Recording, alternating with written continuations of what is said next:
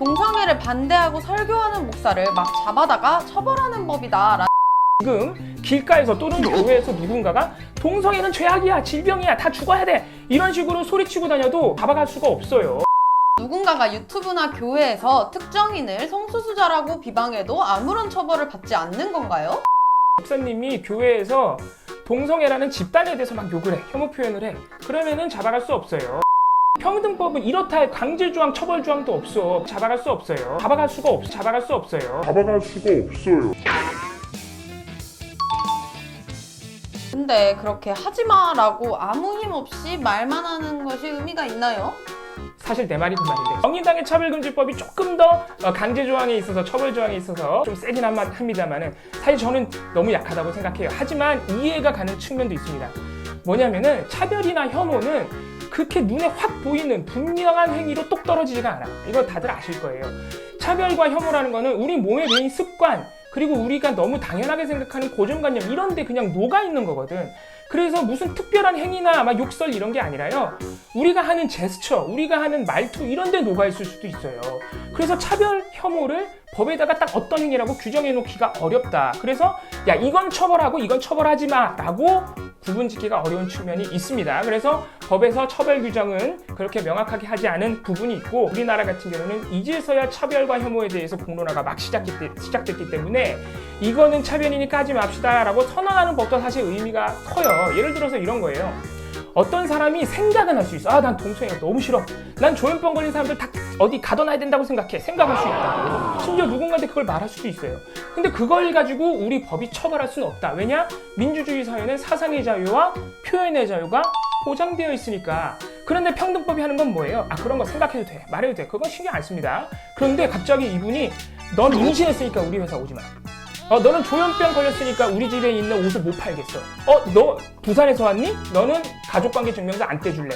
이렇게, 이거 말이 안 돼. 이거 상식이라고요. 우리 다 같이 사회적으로 안 된다고 합의를 합시다. 이런 의미가 크다는 거죠. 아, 다 알겠는데 그렇게 말만 해서 뭐 하나요? 법으로 뭐라고 좀 해줘야 되는 거 아닌가? 야, 그러니까 이런 거를 다 생각을 해도 너무 처벌 조항이 없으면 법으로서 무슨 의미가 있냐, 이런 얘기 실제로 나옵니다. 하지만 평등법이 아무것도 안 한 건 아니에요. 그 안에 보면은 차별을 시정하기 위해서 국가와 지자체가 제도나 규정을 시정해라, 뭐 이런 정도는 써져 있고요. 그리고 이게 중요한데, 차별의 구제라는 조항이 있습니다. 차별 당한 피해자를 구제를 해줘야 될 거 아니야. 그러니까 차별한 사람을 처벌하지 못해도. 그래서 차별 구제에는 모든 걸 법원, 사법기관이 판단하도록 하고 있습니다.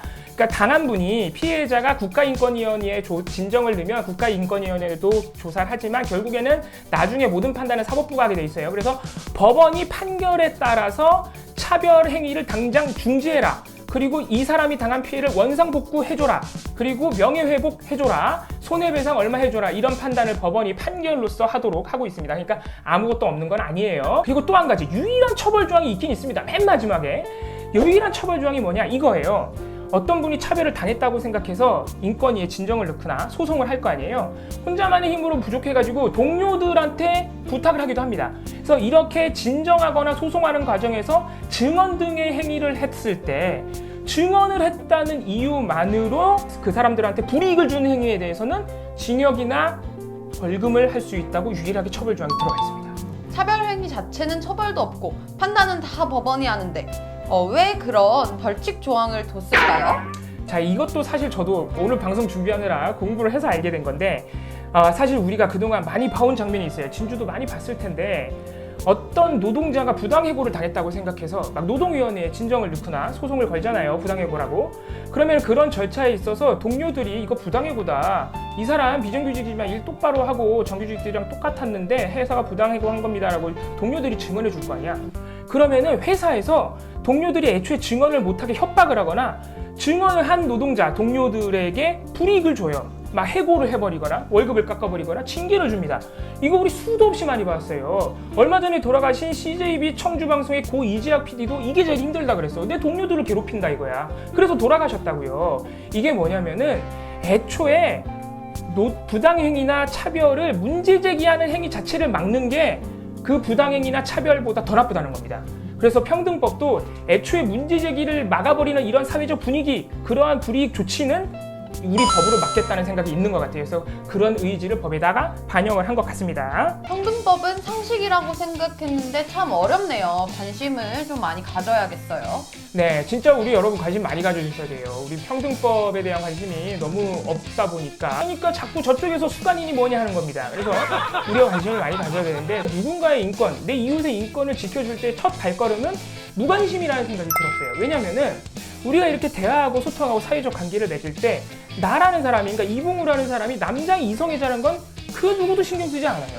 그잖아요. 나의 내밀한 사생활과 나의 내밀한 정체성, 나의 자기 형성은 관계를 맺는데 아무런 문제가 안 돼. 소통을 하는데. 그런데 지금 동성애나 이 평등법에 반대하시는 분들은 뭐냐면요. 동성애라는 정체성을 나하고 똑같이 만들어야 된다는 강박에 빠져 있어요. 저 동성애는 죄악이니까 없어지거나 내가 이성애자로 바꿔야 돼. 이런 강박에 빠져 있는 겁니다. 이거는 폭력이죠. 그리고 이분들이 왜 그런 생각을 하느냐. 이게 상당히 중요한데 이분들은 사람들의 여러 가지 정체성, 특히 성 정체성을요. 나의 내면과 관계없이 나의 취향과 선호에 따라서 선택할 수 있는 어떤 외부적인 현상, 외적인 행동, 놀이 뭐 이 정도로만 생각을 해요. 그래서 나중에 내 이거 갖고 놀다가 에이 안 해 이렇게 취소할 수 있다고 생각해. 그런 게 전혀 아니란 말이죠. 이런 성 정체성은 그냥 나예요, 나. 어떻게 생각하세요? 네. 성적 지향은 내가 선택하고 말고 할 수 있는 문제가 아닙니다. 그냥 자기 자신이죠. 나를 형성하는 정체성이라고 할 수 있습니다. 그렇죠. 건대 한상희 교수님은 이렇게 말씀하셨는데요. 젠더 정체성은 자신의 존재, 자기 정체성에 대한 자기 규정, 자기 결정의 경험이자 그 결과이고 정체성은 인격 바깥의 상태에 대한 인식이 아니라 인격의 핵을 구성하는 자기 형성이자 발현이다. 좋은 말씀이죠. 이거 근데 사실 쉬운 말로 하면 정체성이라는 건 그냥 그 사람 자체라는 거거든요. 그렇죠. 그 사람 자체의 존재 자체를 우리가 의심하거나 없애려고 하면 안 되잖아요. 그게 폭력이라고 하잖아요. 예를 들어서 내가 진주랑 대화하다가 갑자기 진주한테 너는 왜 김원경의 딸이지? 아 굉장히 마음에 안 드는데? 이런 거는 말도 안 되는 폭력이라고. 이거랑 똑같은 거예요. 사실 동성애 반대하는 게. 마지막으로 봉우 삼촌 한마디 부탁드려요. 네. 내가 트랜스젠더든 동성애자든 내 정체성에 대해서 관심 좀 꺼라 이 얘들아. 사실 우리 평등법을 저희 미디어 인권연구소 문쿨이 좀 집중적으로 지금 모니터도 하고 관련된 내용들을 팩트체크하고 있습니다. 그래서 앞으로 저희가 평등법 관련된 내용 많이 전해드리도록 하겠습니다. 오늘 뉴티뉴스 시간 여기까지입니다. 우리 다음 시간에 만나요. 안녕.